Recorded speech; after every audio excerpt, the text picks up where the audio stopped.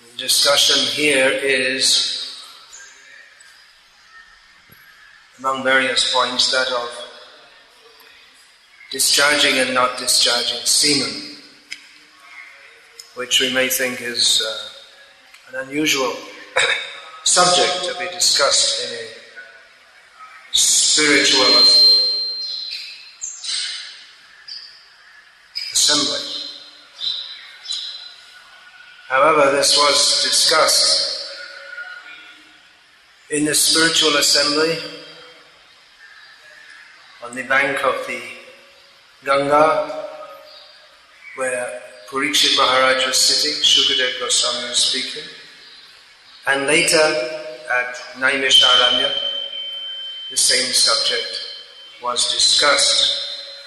Now, especially in recent times in India, this kind of discussion is being considered, at least not with women present. It's considered something not proper. Of course, modern India has changed, and it seems to be the main topic of discussion in modern India. Just as an aside, I was doing a Google search yesterday for Juhi, the flower, but it was the flower came much later. There was one film actress. So many websites donated to this. A prostitute, actually, if we were to speak frankly. She's just a prostitute. Film actress means just prostitution, showing off their bodies.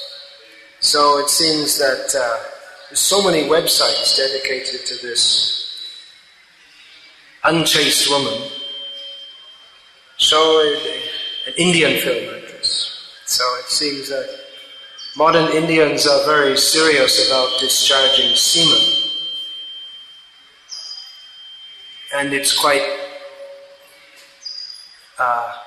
open to talk about all these things. Among certain modern Indians, they're promoting this. But it appears in this ancient Indian culture, it was also discussed from a different perspective. Among the spiritually minded people, it was discussed, as Prabhupada has written here, semen is meant to be discharged when one has a home, a wife, and the intention to beget children. Otherwise, there is no injunction for discharging semen. So Srila Prabhupada, following in the footsteps of great sages of the past, he would openly and publicly discuss these subjects. In India or not in India, Srila Prabhupada was presenting the truth of Srimad Bhagavatam. Srimad Bhagavatam is Vedyam Vastavam Atra Vastu, the highest truth. Srila Prabhupada translates this as Srimad Bhagavatam propounds the highest truth, distinguished from illusion for the welfare of all. So you may think, well, this is not the highest truth to discuss about discharging or non-discharging of semen, but it's all related, because one who is dedicated to discharging semen, like Daksha, he doesn't achieve the perfection of life. Daksha, of course, is a great personality. Anyone who is featured in the Srimad Bhagavatam is a great personality, including Hiranyakashipu and Hiranyak. You may say, well, they're demons. It's true they're demons, but they're great demons. It's, all the little demons of Kali Yuga, they don't make it to the Srimad Bhagavatam. Big demons, they're mentioned. So Daksha is a great personality, no doubt, and he was very pious to have the position of the Prajapati, one of the Prajapatis, one who gives or is entrusted with populating the universe, practically Daksha Prajapati. In the generations just following Lord Brahma, he's the principal in many ways. He gave, Kashyap of course gave so many species of life. So Daksha was a very great personality, and this chapter which we're just beginning is about Dhruva Maharaj. Dhruva Maharaj leaves home, how Dhruva Maharaj left home, and eventually he performed tapasya and eventually had the darshan of Lord Vishnu. Well, Daksha did also. Daksha also performed austerity, and he also had the darshan of Lord Vishnu. But there's a great difference between Dhruva Maharaj and Daksha Maharaj. When Lord Vishnu appeared before Daksha, he blessed him. Yes, you have many children and fill up the universe. He wanted him to do that. There was a need within the universe for populating it. So he was blessed by Lord Vishnu to do that. So there's nothing wrong with having children.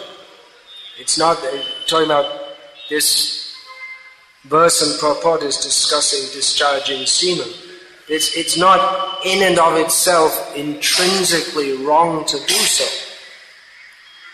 But Daksha, he considered that was the be-all and end-all of his life. He didn't, unlike Dhruva Maharaj, who also, when he grew up, married and had children. But Dhruva Maharaj is not remembered for his having children, but for his bhakti to Lord Vishnu. Whereas Daksha is remembered for the Daksha Yajna. That's how he's mostly remembered. Not even for having many children. He's mostly remembered for the big fight he generated.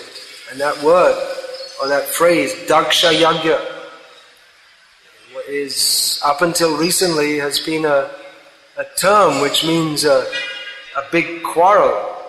Of course, in modern India they don't use all these terms, but in traditional India all these kinds of phrases would be used because the culture was based on Puranic knowledge. So Daksha Yajna, that means a big quarrel. All these terms, just like we'll say there's Agni Pariksha or Lakshman Rekha, all these terms are there. They'll be used in day-to-day contexts. And people understand what they mean. Even, I think only about 10 years ago, I saw in the Deccan Herald, a newspaper from Hyderabad, and in the editorial it was referring to Singhavalokanyai. And they presumed their readers understood what it meant. How many sitting here know what Singhavalokanyai means? Anyone? Singha means the lion and Avalokan means glancing. So it's said that the lion, when he walks through the jungle, he looks back like this. So this is used in various ways, but the example means that when you're going forward, have a look back also. Keep aware of what's going on around you. So that's one way that's used. So that was the culture. Modern India is the discharging semen culture only. Daksha was more cultured than just discharging semen because he was a deva. He wasn't a demon. Vishnu Bhakta Smito Daiva. He also was considered a devotee of Lord Vishnu. But he didn't have the bhakti that Dhruva Maharaj had. He didn't have the... Here in this verse, Srila Prabhupada uses the word unadulterated. Unadulterated brahmachari. So, Daksha, he didn't have the unadulterated bhakti that Dhruva Maharaj had. Here is described the unadulterated brahmachari. And the names of some of them are given. Sanakadayaha, Narada. These are famous. The Chatursa and Narada. Less famous are this Ribhu, Hamsa, Aruni, and one more, the name is given Yati. Actually, they're all Yatis in the sense that they're all sannyasis, they're renunciates. So these persons are famous, but there are others who are equally or more famous who are not brahmacharis in the history of the universe. Srimad Bhagavatam gives the religious history of the universe. So there are many grihastas also, as Srila Prabhupada pointed out, in regard to the Dwadash Mahajana, famous 12 Mahajans. What was it? There's 7 grihastas. Swayambhu, let's count now. Swayambhu is grihasta. Narada is brahmachari. Shambhu, Pralada, who comes in? Kapila, Manu. Hey, I'm going to... Pralada Jana, but I said Pralada already. Swayambhu, Narada, Shambhu, Kumara. Okay, so it's one on that side. Anyway, 7 and 5 it splits. Pralada, Janaka, Bhishma, Balir, Payasaki, Vayam. In mentioning them, Yamaraj, he didn't group them into these are the brahmacharis and these are the grihastas, because in pure devotional service, it doesn't matter. It's narrated about Srila Bhaktisiddhanta Saraswati Thakur, who was, of course, famous as a Naishtiki brahmachari, that one professor or some prominent gentleman, he came one time to Srila Bhaktivinoda Thakur and offered obeisances to him. And he said that, well, if this Siddhanta Saraswati, he's offering obeisances to you, then I should too. You must be a very great person if he's offering obeisances to you. Siddhanta Saraswati, even from the worldly point of view, he was a great personality. I mean, at the age of 15, he smashed all the astronomical misunderstandings of the age, and he was writing books and teaching people old enough to be his grandfather. He was a highly gifted personality. In a time, he was very intelligent. He was recognized as being extraordinarily intelligent in an age, at a time when people in general were much more intelligent at the present time. People at the present, they're not very intelligent.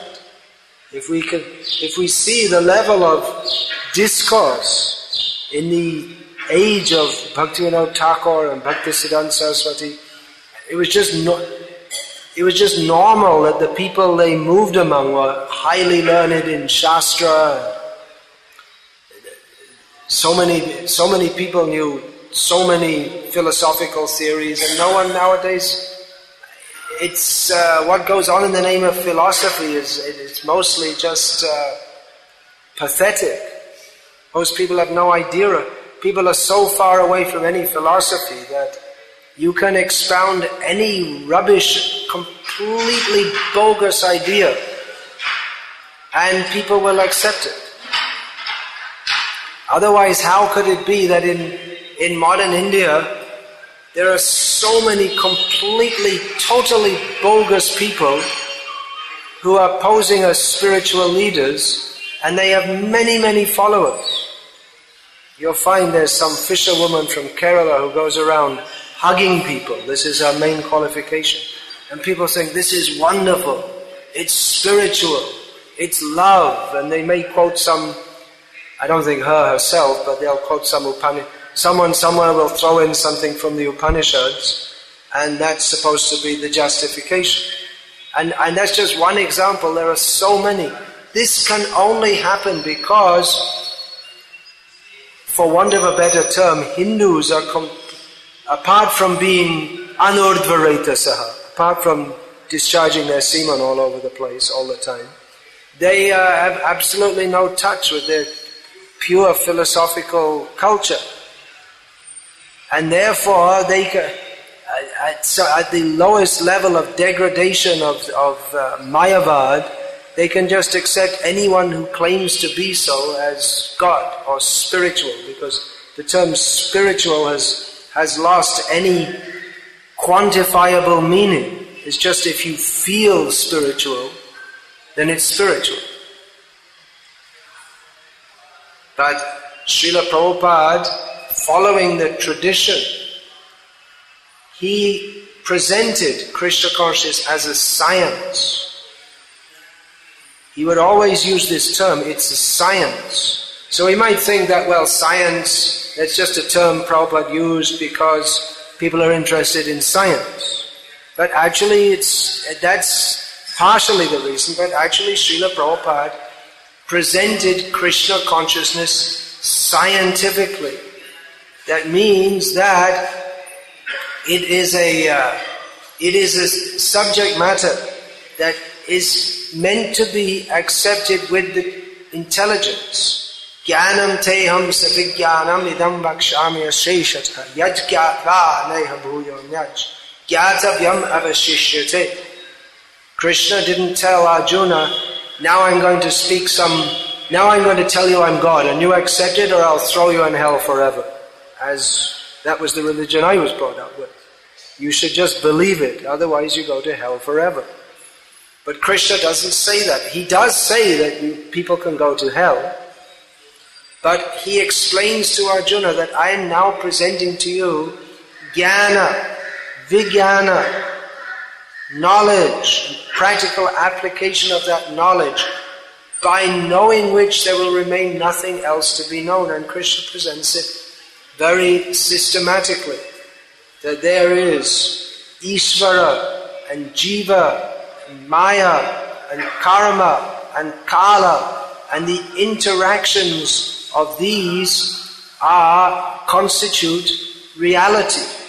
Proper understanding of these subjects, that is self-realization. And not understanding of these subjects means degradation, contamination, binding in this material world. So it's presented very systematically, but it can be understood only by persons of purified intelligence. Srila Prabhupada used that term, purified men. He translated the term sadhu. Of course, he translated it in various ways, but in this Shrinvanti Gayanti Grinanti Sadhava, those who are sadhus, he translated this as purified men who are thoroughly honest. So those who are purified, they can understand this. Now the emphasis is here given on brahmacharya in this verse. And there's no doubt that it's important. One can do good brain work, one can have a good brain if one is a brahmacharya. But that in and of itself is not the criterion for understanding God. This principle of brahmacharya is central to Vedic culture. Vedic culture got hijacked. The Buddhists, they did the first hijack. And, not the first. The Jains, Buddhists, but anyway, Shankaracharya, he restored the Vedic culture without the essence. He brought back all the formalities, but without the essence. So in Vedic culture, Mayavadis and Vaishnavas, they agree on many points. That we accept Veda, especially Shruti, and then all various points, cow protection, Brahmacharya is one of the points. We'll find in the Shankara Sampradaya, this is very much emphasized because Shankaracharya himself, for him, spiritual life begins with accepting sannyas. So, it's an important principle in the Shankara Sampradaya. We'll find among the Mayavadis, I'm talking here not about the Kerala fisherwoman type, but the traditional sampradayas. They're very strict about this point. They're very strict about observing rigid brahmacharya. That's why I heard in the that Kanchi Kamakoti Pitam in Kanchipuram, the headquarters of the Shankara Sampradaya in Tamil Nadu. They only use tamarind if it's 20 years old, because otherwise it's supposed to be bad for brahmacharya. But if it's 20 years old, it's okay. So such things they follow. So they're very strict about it. More than us, we don't do that. We don't bother about whether it's 20 years old or... So they're very strict about that, but they don't have access to Krishna consciousness. Rather, they're blocking it by their philosophy. So brahmacharya is important for understanding this philosophy. For the brain, that we know from the Daksha story. Daksha eventually got the head of a goat. So his intelligence remained the same. Actually, we could say that he had somewhat goat-like intelligence anyway, to insult Lord Shiva and to be more interested in the activities of the genitals than in spiritual realization. He hadn't come to the point of Athato Brahma Jignasa. He was more on the Karma Mimamsa platform, that Athato Dharma Jignasa. In Karma Mimamsa they're interested in Dharma, but their Dharma is Evam Tridharma Anuprapana. They're interested in the Dharma of the Vedas, which is concerned with enjoying this material world. So the brain in and of itself is not the intelligence, but it's a medium through which, in the conditioned state, the intelligence functions. So, just like if one has to serve Krishna, if one has to bring water from the river for the deity, nowadays we just turn on the tap and have all this contaminated water. But traditionally the system is that the water is collected from a river or from a well which is only used for the deity, or from a pond which is only used, or a tank which is only used for the deity. So just like one's body has to be healthy to serve the Lord, so the brain should be also. If one is to understand this philosophy, then it's not possible for people who watch TV.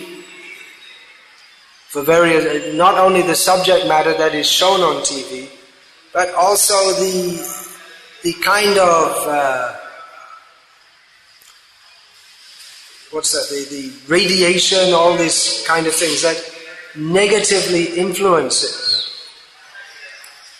the brain. It has one devotee who is an astrologer. He was telling me that he'd met some big astrologer in Jaipur who said that TV is under the classification of the astrological classification. TV comes under Ketu. So that's not very auspicious. So people who are watching all these titillating things on TV, the intelligence is always, every second, the screen, it's changing, quick. So the ability to think deeply is spoiled because the intelligence is kept at a very shallow level. And we see that in the modern age, people are very shallow. They're not capable of thinking very deeply. They have no practice. What to speak of practice, they have no introduction to it whatsoever. It's just like an animal. You can't teach philosophy to an animal. There's no thinking process. Thinking process may be there. You can give a monkey, you can set some kind of test for a monkey that if he does this, and this, he gets a banana. So the monkey has some intelligence. But the monkey cannot think deeply about philosophy because he's a monkey. Yet his intelligence is jumping around. And here's a picture of Hanuman. He wasn't an ordinary monkey. He was a philosopher. He's a brahmachari. There's not many monkeys. That just shows that Hanuman is not a monkey as we know. Because monkeys, they're never brahmacharis. So he's not a monkey as we know. So,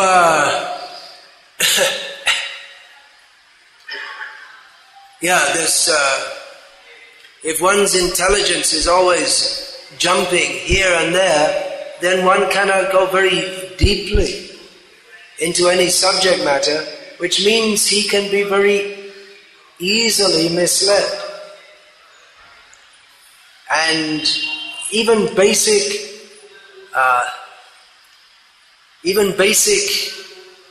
points of logic, people, they don't follow or they don't even think about it. I was just seeing this.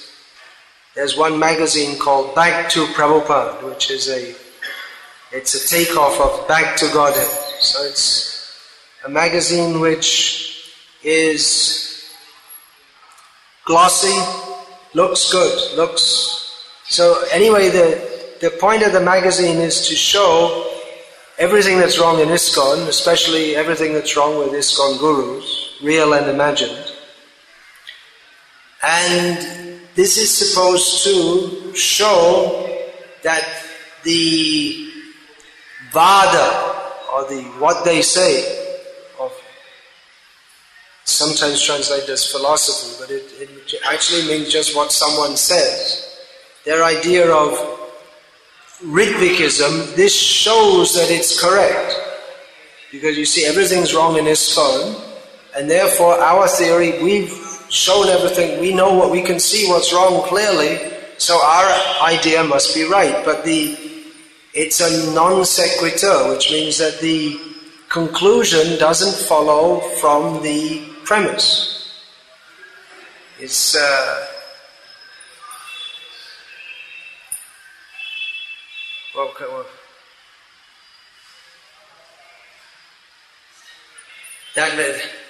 that's the supposed solution to all the problems, but it doesn't necessarily follow. So it's like that. If something is if something is presented in a glossy package, people tend to think it must be correct, especially if there's some apparent reasoning or presentation of evidence or logic, apparent logic. There was another book there was one book called The Authorized Sarasvara Parampara, something like this, in which there was a very nicely printed book, and it's supposed to show how the arguments to show why the Parampara of Bhaktisiddhanta Saraswati Thakur is correct. But a lot of although it may seem like very good arguments, but actually I happen to know, because I'm in this line, that one of the main arguments they gave was that Bhaktisiddhanta Saraswati Thakur was against Bipin Bihari Goswami, who was the official Diksha Guru of Bhaktivinoda Thakur. But there is no actual evidence that Bhaktisiddhanta Saraswati Thakur ever was disrespectful to Bipin Bihari Goswami. So, but because it's presented in a book which looks very authorized and says it's authorized, and people tend to accept that it's true. If something comes on TV, on the news, people think, well, it must be true. I saw it on TV. On the news, must be true. Prabhupada watched the moon landing in 1969 on TV. It was live on TV. Prabhupada was looking at it and laughing and saying, this is just a hoax. No one at that time except Prabhupada said it was a hoax. Prabhupada said it was a hoax. And practically the whole world accepted it must be true because we saw it on TV. No one thought that, well, there are movies where they show this kind of thing also. So it could be a setup, but they didn't believe that. No one could imagine that it could be a hoax because we saw it on TV and they reported it to us. So Srila Prabhupada, he always presented Guru, Sadhu and Shastra. When one of his disciples rejected Srila Prabhupada because he could not accept that our great America, you're belittling America who sent, we did the greatest act in the history of mankind. We went to the moon. And Prabhupada saying didn't, it's a hoax. So he left, Purushotta, he left Prabhupada. And Prabhupada said, I could understand why he might not believe me, but how could he doubt Shastra? That's a very significant statement, isn't it? That Prabhupada, he didn't claim himself to be the arbitrator of knowledge. But as a genuine guru, he presented himself as a transmitter of the truth received through Shastra, through Parampara. He didn't say, I said, therefore you should follow. But rather he accepted this. He showed this is the standard. And that's the standard for a guru. That's the standard for all gurus. They should present what is in Shastra as understood through Parampara. Not just Shastra. That's also because Shastra and it's Shabda Jala Maharanyam. It's a big forest. How are you going to find your way through it? Then you need a guide. And the guide is the guide who's been guided himself. So this is Amnaya, the Shastra received through Parampara. In this way we can understand. Not that Srila Prabhupada says something or he will purport to say something and that breaks, or there's no Shastric evidence for that. So on this, in this way we have to understand the Shastra, Srimad Bhagavatam. Srila Prabhupada set up this system of discussing Srimad Bhagavatam each morning, because there are many points to be understood. If one has the brain power to enter into this, if one is not watching TV, if one is not going to the sexy websites, then the brain may be steady enough to enter into these subjects. It's a subtle subject matter. That here it's stated, Urdhvareta Saha, Brahmachari. So it may be considered that they are in some way better than the Grihastha devotees. Well, in some ways you could say, in at least a superficial manner, or from our level, yes, maybe it's better, because the brahmachari life means the opportunity to absorb oneself fully in spiritual activities. That's the meaning of brahmachari, who is absorbed in spiritual activities.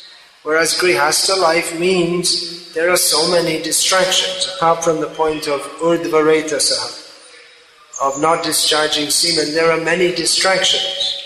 On the other hand, one who is on the highest level, for them it doesn't matter. If one is on the highest level, then it doesn't matter whether you're having children or not having children. It's not that one is, he doesn't have to practice anything. Nitya Siddha, doesn't have to practice bhakti to become self-realized. That's why Srila Bhaktivinoda Thakur, who had 13 children, his position is far more advanced than many sannyasis, even Vaishnava sannyasis, what to speak of Mayavadi sannyasis. Because he's a great pure devotee of Krishna. Not only pure devotee of Krishna, but as he has revealed, he's a servant of Radha and Krishna. So all these points have to be understood very finely. Recently I was sent a text. Someone had made one brahmachari in our movement had made an essay showing how seeing the devotees in our Gauriya Parampara and matching that with their Swarup in Krishna Leela and trying to make a case that the brahmacharis and sannyasis, they're more elevated than the grihastha devotees. It's completely bogus. And Bhaktivinoda Thakur, that's the example, Bhaktivinoda Thakur was a grihastha most of his life, and he is the root of what we're doing. We're sitting here is all Bhaktivinoda Thakur's contribution, actually. He began the movement for reviving the Gauriya Sampradaya. He put it in context in the modern age. He trained Bhaktisiddhanta Saraswati Thakur. He had the vision of spreading Krishna consciousness all over the world. He wrote books in the modern genre. He gave the songs which form the basis of our liturgy here in ISKCON, and even more so in Gauriya Math. This misuse of the Gauriya Sampradaya by the Sahajiyas, he saved the Gauriya Sampradaya from that. He began the work of saving it he didn't throw the baby out with the bathwater, so to speak. He kept the principle of the Gauriya Sampradaya to the worship of Radha and Krishna in the Vipralamba Bhav. He retained that without the contamination, without the misunderstandings that had been brought in. So, such a tremendous figure, Srila Bhaktivinoda Thakur, and someone's trying to suggest that I'm a brahmachari, I'm better than Bhaktivinoda Thakur. Such a person, they must be discharging their semen. What can I say? They have no intelligence to understand these points. They're foolishly thinking that I'm in a better position than... that was the implication. I'm in a better position than Bhaktivinoda Thakur. So, it's urdhva retasa. It's important, no doubt. For grihasthas also, no doubt. But seeing everything in context. We should see everything in context, that it's not the essential point in Krishna consciousness. Even Jamil was a good boy in his youth, and he spent all his life discharging his semen and doing all kinds in an illicit way, and doing all kinds of sinful activities. But at the end, this story of Jamil goes to show the power of bhakti.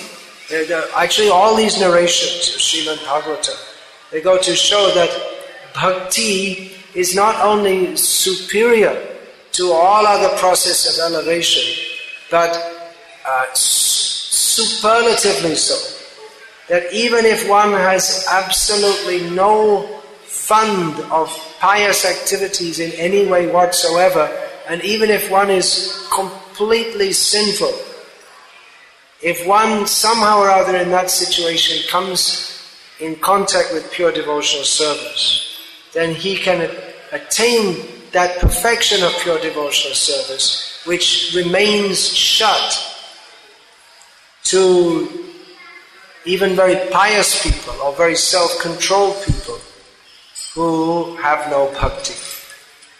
So this is the overwhelming fact which is presented in Srimad Bhagavatam, and that's there in Bhagavatam again and again. That's stated and then systemized this is systematically presented in Bhakti Rasamrita Sindhu, in Bhakti Sandarbha, how the importance of bhakti overrides, actual bhakti overrides that of all other pious activities. So there's nothing more to be said at this point about the brahmacharis mentioned here. They'll be mentioned more later on, but in the description of the dynasties, there's no dynasty coming from Sanak, Sananda, Sanat and Sanatan. There's no dynasty coming from Narad or Ribhu or Aruni. But they'll be featured. Definitely the four Kumaras and Narad is everywhere featured in Bhagavata because his position is so important as Narada, as the giver of Narayana. He gives Narayana all over the universe to all kinds of, in different species of life, all different persons. So Narad, his glory is not that he's Urdhva-retasa. That is, it's also, that's there, but his real glory, in the last class I was saying, Lord Shiva's glory is not his tapasya. Narad Muni's glory is not his brahmacharya. The glory is their bhakti. And even if one doesn't have any particular qualification, there's that one verse is given, where does that come? In Rasik Mangal, is it? That's quoted. Chaitanya Mangal. That Ugrasena, he wasn't a powerful king. He was humiliated. He wasn't a great Kshatriya. He was overwhelmed by his own son. And Ajamil, he wasn't a pious person. Gajendra was just an animal. So in this Sudama, he wasn't rich, so completely lacking material qualifications. Nevertheless, all these persons were blessed with pure devotion because that's what they aspire for. They're pure devotees. So Bhagavatam establishes the glory of Bhagavan and of Bhagavad Bhakti. This process, this is far superior. It's in a different category, even to that of merging into the impersonal Brahman. Hare Krishna. Is there any question, please? Yeah. Guru Maharaj, he did severe austerities and penances. And even though he did not aspire, as soon as he had darshan of the Lord, he became a pure devotee. But in case of Daksha Prajapati, he had darshan and performed this. And later on he did tapasya and again he had darshan. But still, He didn't get it. He missed the point. Again and again. Why does it happen like that? Well, there may be various factors. Just like Srila Prabhupada was preaching Krishna consciousness all over the world. And he said basically the same thing wherever he went. He told people, you're not the body. Krishna is the Supreme Personality of Godhead. One should surrender to Him. Please give me that book. This is an example of how not to keep Srimad Bhagavatam. Should be, when we get the new book, we should cover it nicely. So this is not, we're supposed to serve the Shastra, but this is disservice. This shows our disregard for Shastra. Please look after the books nicely. So anyway, there may be various, Prabhupada was preaching all over the world, basically the same thing, but some people took it and others didn't. So there may be various factors. With Dhruv Maharaj, we see that one factor is that he surrendered to Narad and accepted his instruction.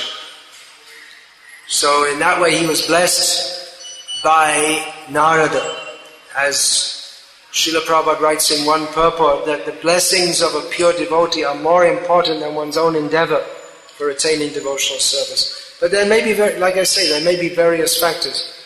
Just like one devotee once asked Srila Prabhupada that it's said that one cannot come to bhakti without having pious activities previously.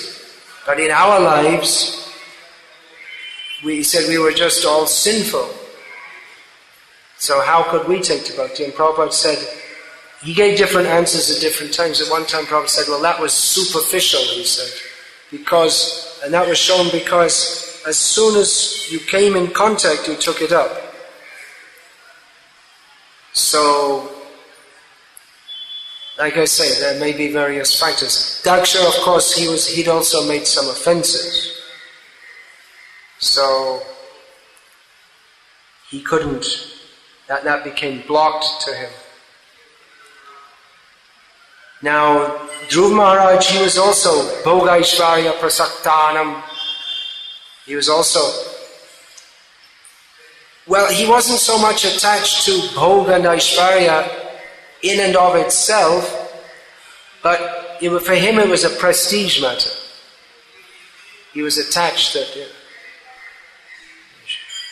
I should be respected properly. If we look through the commentaries of the Acharyas, they may give some particular insight, but in general we can say that in all cases there are various factors. There's activities performed in previous lives, both favorable and unfavorable for bhakti. There are the blessings of pure devotees and one's willingness to receive them. These are all various factors. Sometimes we find some misunderstanding that the brahmacharis can render devotional service better than the grihasthas. Is there any quality of devotional service that one offers by which the spiritual master is satisfied or the Supreme Lord is satisfied? Well, in one sense it's true that the brahmacharis can render service better because they at least quantitatively, in general, they can do more because the grihasthas are busy with other things. Qualitatively, well, that's up to the individual, although, especially in the modern age, previously grihastha life didn't mean that you work 12, 14 hours a day, as in the modern age.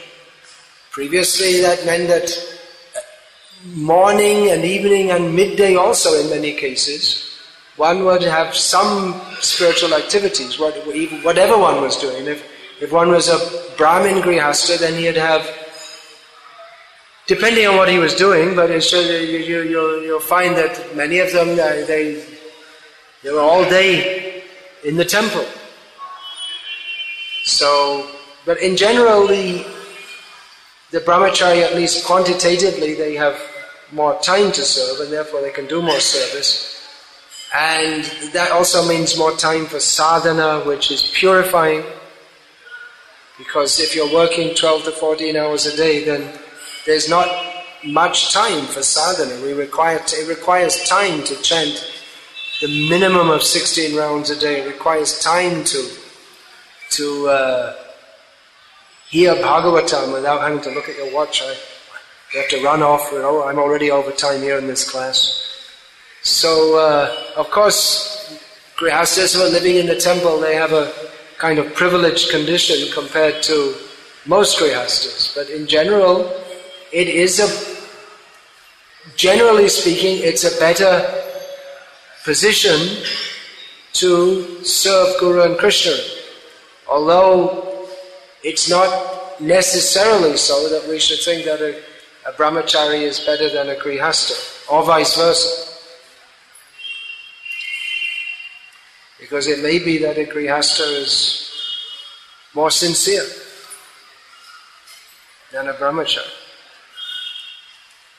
And sometimes the grihasthas, even though they have less time, they do a lot of service also. So It's like this question of the brain. The brain isn't all in all, but if one has good intelligence to enter into spiritual philosophy, then that will help one to discriminate between spirit and matter and help one on the path of advancement. It's not the crucial factor, but it is from our platform, from the condition. We're down here trying to get up there. So it's better to have a good brain than cow dung in the brain. So in general, generally speaking, we can say that brahmachari life is a better position than grihastha life for executing spiritual life. The very word brahmachari means that. Although in some cases, or many cases, it may be better for the individual to be married because he's not suitable for brahmachari life. So, we can't make any one blanket statement about this. Except that it's time to finish. Hare Krishna. All glories to Srila Prabhupada. Srimad Bhagavatam ki jai. Hare Krishna. Hare Krishna. Jai Shri.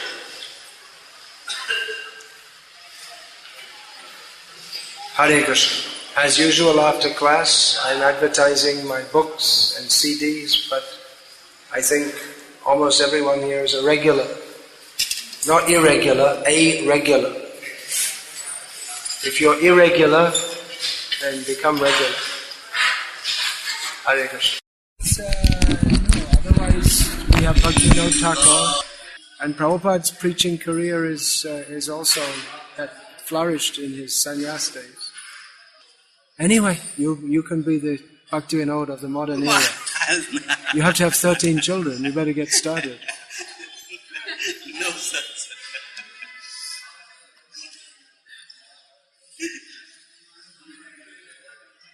Please. You're also from Orissa. He was in Orissa. Please bless me. But you know its roots I don't are have to go through that. Well, if you can produce one Bhakti Siddhanta, it's worth it.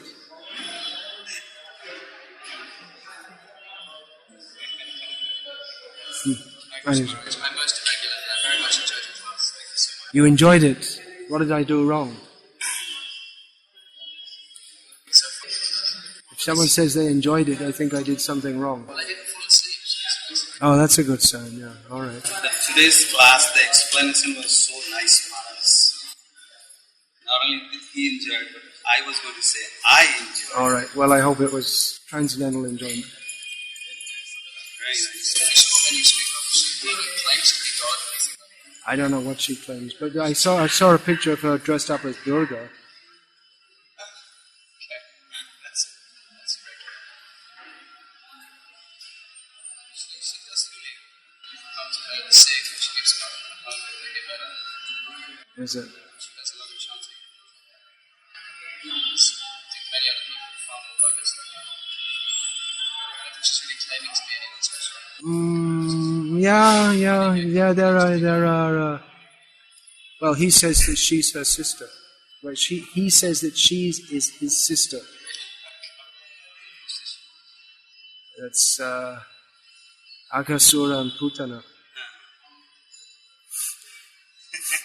Sai Baba and the Kerala fisherwoman.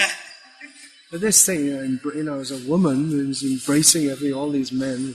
Hug mama. Something. Is she married? I don't know. I don't think so. She travels all over the world. Yeah, they all do. Many of them do. That doesn't make her any more bona fide for doing so. Although people think like that. I used to stay in India. Now I go all over the world, and people say about me, "Oh, he goes all over the world." I didn't change. Nothing became any better about me. It's just that, once a year I go to America. That's all, via Europe.